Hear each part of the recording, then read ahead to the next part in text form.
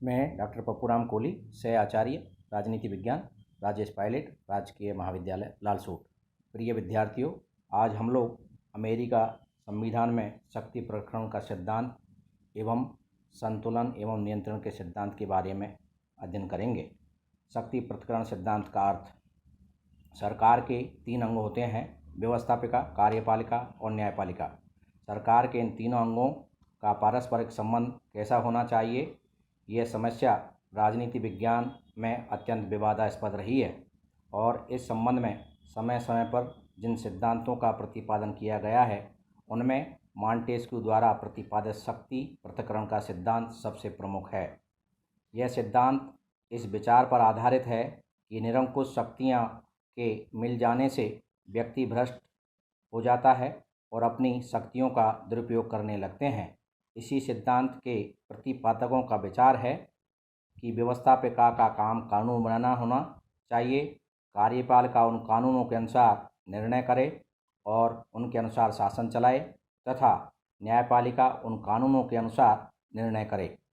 शक्ति पृथक्करण सिद्धांत का प्रमुख प्रतिपादक मॉन्टेस्क्यू है और मॉन्टेस्क्यू ने इस बात पर विशेष बल दिया है कि सरकार के तीनों अंगों में से प्रत्येक अपने क्षेत्र में स्वतंत्र होना चाहिए, उसे अपने कार्यक्षेत्र तक ही सीमित रहना चाहिए और उसके द्वारा दूसरे अंग के कार्यों को प्रभावित करने या उस पर नियंत्रण स्थापित करने की चेष्टा नहीं की जानी चाहिए।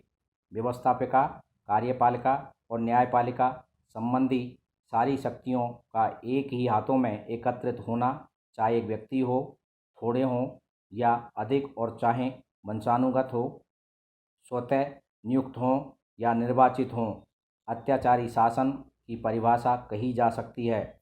मेडिसन अतः 1787 में फिलाडेल्फिया सम्मेलन के द्वारा जब नवीन संविधान के निर्माण का कार्य प्रारंभ किया गया तो संविधान निर्माताओं ने सारी शक्ति विभाजन के सिद्धांत को संविधान का आधारभूत सिद्धांत बनाने का निश्चय किया। मेडिसन ने बार बार कहा करता था कि हम निरंतर मॉन्टेस्क्यू की अदृश्य छाया से प्रेरणा ग्रहण करते रहे हैं। डॉक्टर फाइनर ने लिखा है कि अमेरिकी संविधान शक्ति विभाजन सिद्धांत पर आधारित विश्व में सर्वाधिक प्रसिद्ध राज्य शासन है। अमेरिकी संविधान और शक्तियों का पृथक्करण। शक्ति विभाजन सिद्धांत अमेरिकी संविधान की मूल भावना है और संविधान के प्रथम 3 अनुच्छेदों में यह स्पष्ट हो जाता है कि यह संविधान शक्ति विभाजन के सिद्धांत पर आधारित है। संविधान के अनुच्छेद इस प्रकार हैं। नंबर 1, अनुच्छेद 1 खंड 1, संविधान में प्रदान की गई समस्त व्यवस्थापन संबंधी शक्तियां एक कांग्रेस में निहित होंगी। नंबर 2, अनुच्छेद 2 खंड 1, समस्त कार्यपालिका शक्ति संयुक्त राज्य अमेरिका के राष्ट्रपति में निहित होंगी। नंबर 3, अनुच्छेद 3 खंड 1, न्याय संबंधी समस्त शक्ति एक सर्वोच्च न्यायालय तथा उन नीचे के न्यायालयों में निहित होगी जिन्हें कांग्रेस समय समय पर प्रतिष्ठित व स्थापित करेगी। इस प्रकार व्यवस्थापिका, कार्यपालिका और न्यायपालिका में शक्तियों का स्पष्ट विभाजन किया गया है। संविधान निर्माता चाहते थे कि न केवल सिद्धांत में वरन व्यवहार में भी सरकार के इन तीनों अंगों की प्रकृति अलग अलग होनी चाहिए तथा उनके द्वारा अपने कार्यों का संपादन एक दूसरे से अधिकाधिक स्वतंत्र रहते हुए किया जाना चाहिए।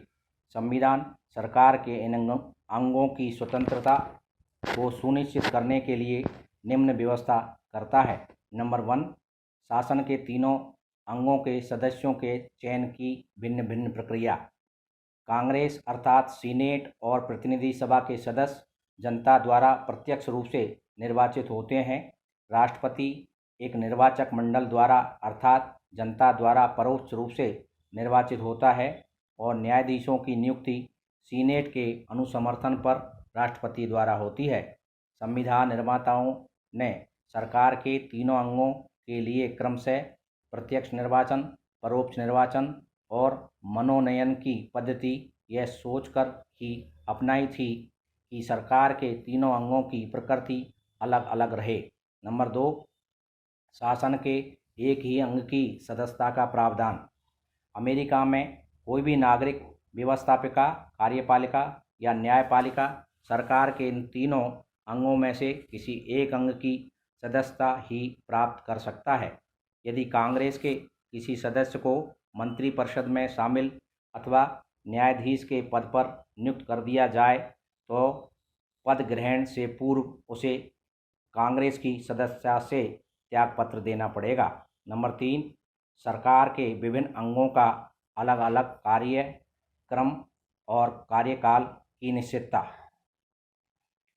प्रतिनिधि सभा का कार्यकाल 2 वर्ष, सीनेट के सदस्यों का कार्यकाल 6 वर्ष और राष्ट्रपति का कार्यकाल 4 वर्ष है। न्यायाधीशों की नियुक्ति जीवन पर्यंत के लिए होती है और वे सदाचार पर्यंत अपने पद पर बने रह सकते हैं। इसके अतिरिक्त इन सभी संस्थाओं का कार्यकाल निश्चित है, एक दूसरे पर निर्भर नहीं है। राष्ट्रपति कांग्रेस के किसी भी सदन को समय से पूर्व भंग नहीं कर सकता और कांग्रेस केवल महाभियोग की प्रक्रिया के आधार पर ही राष्ट्रपति अथवा न्यायाधीशों को पदच्युत कर सकती है। नंबर 4, विविध अंगों के सदस्यों के उत्तरदायित्व के संबंध में भिन्नता। संविधान के द्वारा भी चुनाव के संबंध में जो व्यवस्था की गई है उसके आधार पर प्रतिनिधि सभा का सदस्य अपने आप को जिले के मतदाताओं के प्रति उत्तरदायी समझता है।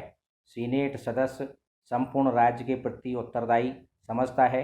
राष्ट्रपति संपूर्ण राष्ट्र के प्रति उत्तरदायी है और न्यायाधीश संविधान के प्रति उत्तरदायी हैं।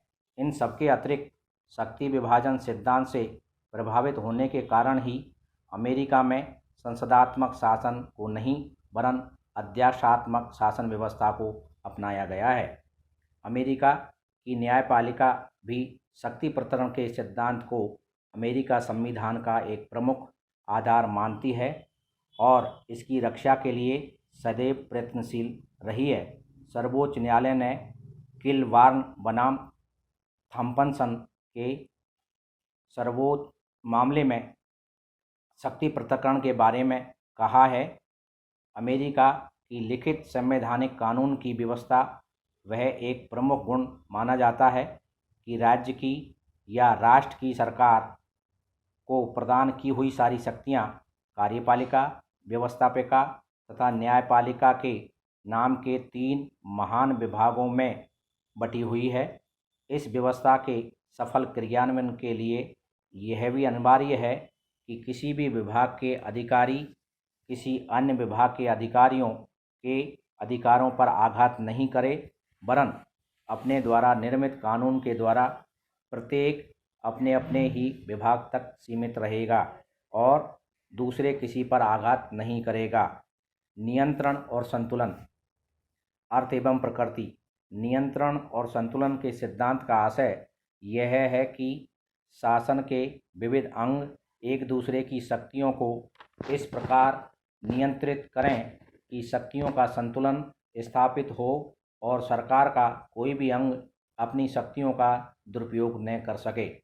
शासन की शक्तियों को मर्यादित कर संविधानवादी शासन की स्थापना, जिससे शासन नागरिकों की स्वतंत्रताओं को कोई आघात न पहुंच सके, अपनी शक्तियों का दुरुपयोग न कर सकें। नियंत्रण और संतुलन के सिद्धांत को अपनाने का रूप यह है कि शासन के तीनों अंग व्यवस्थापिका, कार्यपालिका और न्यायपालिका में से प्रत्येक अंग पर अन्य 2 अंगों के द्वारा नियंत्रण रखते हुए ऐसा शक्ति संतुलन स्थापित किया जाता है कि कोई भी अंग अधिक शक्तिशाली न हो जाए। सरकार के तीनों अंगों के संबंध में नियंत्रण तथा संतुलन की व्यवस्था का अध्ययन निम्न प्रकार है। नंबर 1, कांग्रेस की शक्ति को नियंत्रित करने की व्यवस्था। कांग्रेस को व्यवस्थापन के क्षेत्र में शक्तियां दी गई हैं, किंतु राष्ट्रपति तथा न्यायालय द्वारा अवरोध की व्यवस्था कर दी गई है। कांग्रेस द्वारा पारित सभी विधेयकों के लिए आवश्यक है कि कानून बनने से पहले उन्हें राष्ट्रपति की स्वीकृति प्राप्त हो। विधेयकों की स्वीकृति के विषय में राष्ट्रपति को 2 प्रकार की वीटो, वैधानिक वीटो व परंपरागत वीटो प्राप्त है। वैधानिक वीटो निलंबन का निषेधाधिकार है। इसके अंतर्गत राष्ट्रपति को अधिकार है कि वह किसी भी विधेयक को अस्वीकार कर दे, पर साथ ही कांग्रेस को यह भी अधिकार है कि राष्ट्रपति द्वारा अस्वीकृत इस प्रकार के विधेयक को पुनः पारित कर दे। ऐसी दशा में कांग्रेस को ऐसे विधेयक को 2/3 बहुमत से पारित करना पड़ता है। तब राष्ट्रपति को अपनी स्वीकृति अवश्य देनी पड़ती है। राष्ट्रपति द्वारा प्रयुक्त दूसरा वीटो परंपरागत निषेधाधिकार है, जिसे पॉकेट वीटो भी कहते हैं। इसका प्रयोग राष्ट्रपति कांग्रेस के अधिवेशन के अंतिम 10 दिनों में ही कर सकता है। संविधान के अनुसार राष्ट्रपति किसी विधेयक को 10 दिन में स्वीकृत या अस्वीकृत कर सकता है। इस प्रकार कांग्रेस के अधिवेशन के अंतिम 10 दिनों में जिन विधेयकों को भी राष्ट्रपति जेब में रख ही ले स्वयमेव समाप्त हो जाते हैं। व्यवस्थापिका के व्यवस्थापन अधिकार पर यह ऐसा नियंत्रण है जिसका बड़ा महत्व है। कांग्रेस पर न्यायपालिका का भी नियंत्रण रहता है। न्यायपालिका कांग्रेस के कार्यों का पुनर्वलोकन कर सकती है और यदि वे कार्य संविधान की व्यवस्था के प्रतिकूल हों तो उन्हें अवैध घोषित कर सकती है। नंबर 2, राष्ट्रपति को नियंत्रित करने की व्यवस्था। संविधान द्वारा राष्ट्रपति को कार्यपालिका शक्तियां दी गई हैं। उदाहरण, वह युद्ध और शांति की घोषणा के लिए परिस्थिति उत्पन्न कर सकता है, परंतु वह ऐसा घोषणा केवल कांग्रेस की स्वीकृति से ही कर सकता है। राष्ट्रपति कांग्रेस की अनुमति के बिना जनता पर टैक्स नहीं लगा सकता। बजट की स्वीकृति कांग्रेस से लेनी पड़ती है। राष्ट्रपति सीनेट की स्वीकृति के बिना नियुक्तियां नहीं कर सकता। राष्ट्रपति के द्वारा की गई संधियां उसी समय लागू हो सकती हैं जबकि सीनेट के द्वारा उसकी स्वीकृति प्राप्त कर ली जाए। प्रथम महायुद्ध की समाप्ति के पश्चात अमेरिका के राष्ट्रपति विल्सन के अथक प्रयासों से वर्साय की संधि तैयार की गई तथा राष्ट्रसंघ की स्थापना की गई, परंतु अमेरिका की सीनेट ने दोनों पर अपनी स्वीकृति नहीं दी। परिणामस्वरूप अमेरिका राष्ट्रसंघ का सदस्य नहीं बन सका। इसके अतिरिक्त कांग्रेस राष्ट्रपति को देशद्रोह, रिश्वत, संविधान का उल्लंघन करने तथा अन्य गंभीर अपराध करने पर महाभियोग के द्वारा हटा सकती है। इस प्रकार राष्ट्रपति पर कांग्रेस का नियंत्रण रहता है। सर्वोच्च न्यायालय भी न्यायिक पुनरावलोकन शक्ति द्वारा राष्ट्रपति की शक्तियों को नियंत्रित करता है। यदि राष्ट्रपति के कार्य संविधान के प्रतिकूल हैं तो वह उन्हें अवैध घोषित कर सकता है। नंबर 3, सर्वोच्च न्यायालय को नियंत्रित करने की व्यवस्था। सर्वोच्च न्यायालय राष्ट्रपति तथा कांग्रेस के द्वारा बनाए हुए किसी भी कानून को अवैध घोषित कर सकता है यदि वह संविधान के विरुद्ध हो, परंतु कांग्रेस और राष्ट्रपति भी न्यायालय को अनेक तरह से नियंत्रित करते हैं। कांग्रेस कानून बनाकर न्यायाधीशों की संख्या घटा या बढ़ा सकती है। न्यायाधीशों को महाभियोग लगाकर हटाया जा सकता है। कांग्रेस न्यायाधीशों के वेतन तथा भत्तों को कानून द्वारा घटा या बढ़ा सकती है। वह संघीय न्यायालयों के क्षेत्राधिकार को सीमित कर सकती है। यदि सर्वोच्च न्यायालय कोई अनुचित निर्णय दे तो कांग्रेस संविधान में संशोधन करके उसे उचित घोषित कर सकती है और लागू कर सकती है। सर्वोच्च न्यायालयों के न्यायाधीशों की नियुक्ति राष्ट्रपति करता है। राष्ट्रपति को यह अधिकार प्राप्त है कि न्यायपालिका द्वारा दंडित किसी व्यक्ति को क्षमा कर दे, उसका दंड कम कर दे अथवा दंड स्थगित कर देते हैं।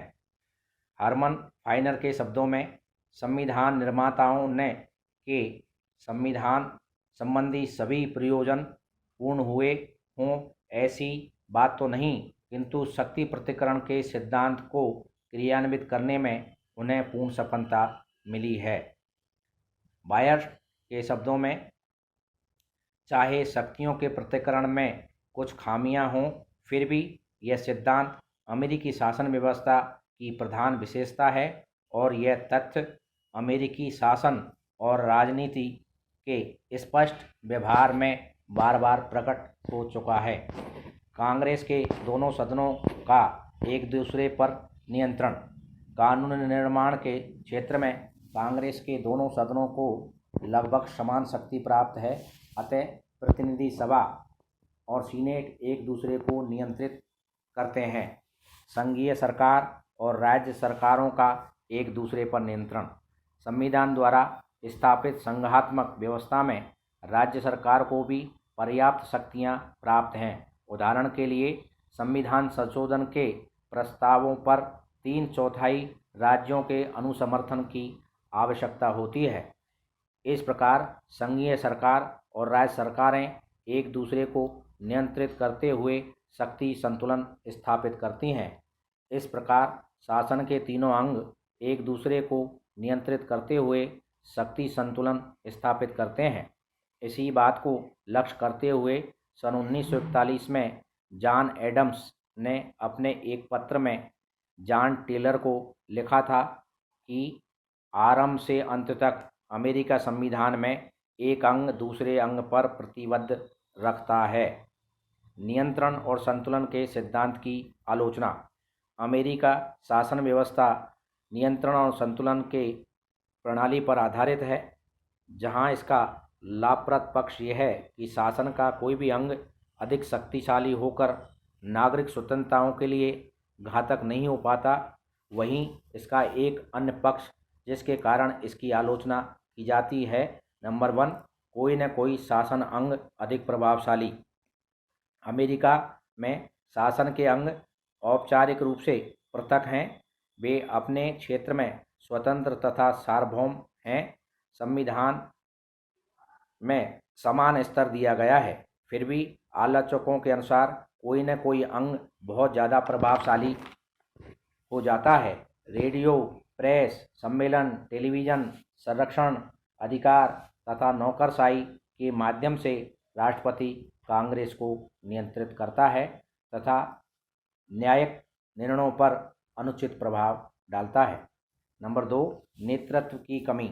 वर्तमान युग में शासन के कार्य तथा संगठन की पेचीदगियों को सुलझाने के लिए नेतृत्व की आवश्यकता है, लेकिन शक्ति पृथक्करण का सिद्धांत नेतृत्व विहीन शासन प्रणाली की नींव डालता है।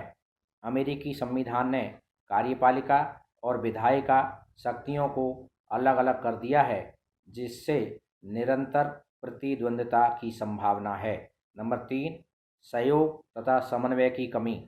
सरकार के अंगों की पृथकता के कारण अमेरिकी शासन में समन्वय और सहयोग की कमी हो जाती है। फलस्वरूप शासन में एकता नहीं आ पाती तथा प्रत्येक कार्य के संपादन में विलंब होता है। शासन के एक विभाग पर किसी एक दल का अधिकार है तो दूसरे विभाग का दूसरे दल का। इसके परिणाम स्वरूप कार्यपालिका और व्यवस्थापिका में संघर्ष होने की संभावना रहती है। उदाहरणार्थ सन 1945 में कांग्रेस ने राष्ट्रपति रूजवेल्ट के नेतृत्व में विद्रोह उपस्थित किया और राष्ट्रपति द्वारा अनुमोदित कई प्रस्ताव अस्वीकृत कर दिए गए। शक्तियों के पृथक्करण की बुराइयों को दूर करने के लिए अब कानूनी क्षेत्र में राष्ट्रपति के नेतृत्व का उदय हो गया है। राजनीतिक दल प्रथा में कांग्रेस तथा राष्ट्रपति की नीतियों में मेलजोल उत्पन्न करने में भी अपना योग दिया है। प्रशासन के संबंध में उत्पन्न परंपराएं जैसे सीनेट के सद्भाव द्वारा भी पृथक्करण के दोष व कठिनाइयों को हल करने में मदद मिली है।